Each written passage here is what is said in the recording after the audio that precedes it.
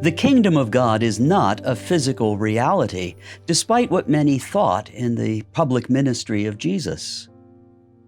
They thought that the Messiah would bring about a return of an earthly rule, an earthly reign, a temporal reality.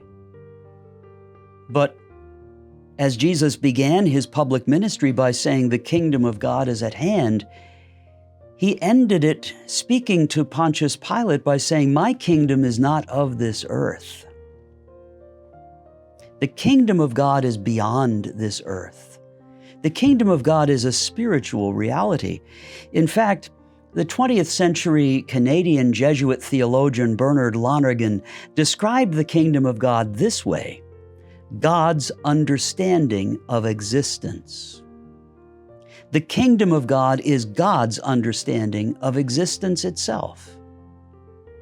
Could there be a better reason to pray than to seek God's understanding of existence? God's understanding of my existence? Why am I here? Why am I part of this universe?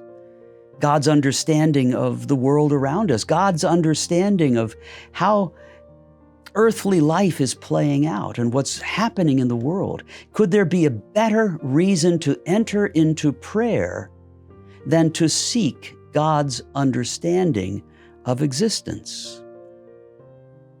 This takes us right back to the principle and foundation of the spiritual life in St. Ignatius' teaching. God created me for a purpose. I have a purpose in this life. God has a plan for my life.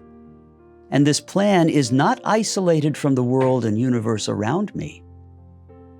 God's plan for my life is for me to know Him, to love Him, to serve Him. And everything in this universe, every created thing and every person exists to help me fulfill that purpose. And insofar as those things help me, I will use them. But when they no longer help but hinder, then I will allow them to leave my life. I will not cling to them. I will be detached. This is the kingdom of God. To rely on God more than anything else. To trust that God will see that my purpose in life is fulfilled by His grace, moment by moment. And that I will always have everything and everyone that I need to bring me to the fulfillment of His plan for my life. Search the Gospels, follow the example of Jesus in the Gospels, and see that that is what He means by the kingdom of life, the kingdom of God. Indeed, in John's Gospel, when Jesus says, "I came that they might have life," that's what He means.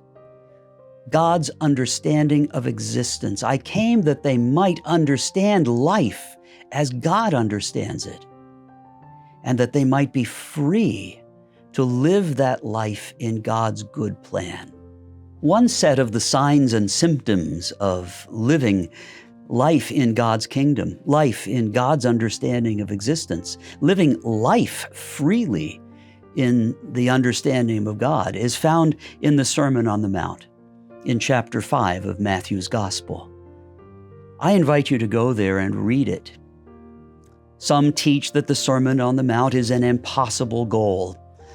But indeed, if we understand that the kingdom of God is God's understanding of existence, then we would allow the Sermon on the Mount to overturn a worldly understanding of life and existence.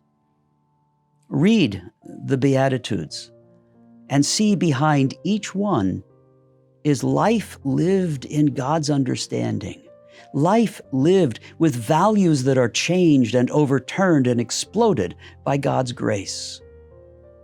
And that's what prayer does to us. Prayer allows us to release worldly values. Prayer allows us to walk freely in God's grace, depending only on God's grace, wanting only God's grace, and releasing our grip on things that are not of God, letting them go so that we can walk more freely into an understanding of God's existence. God bless you.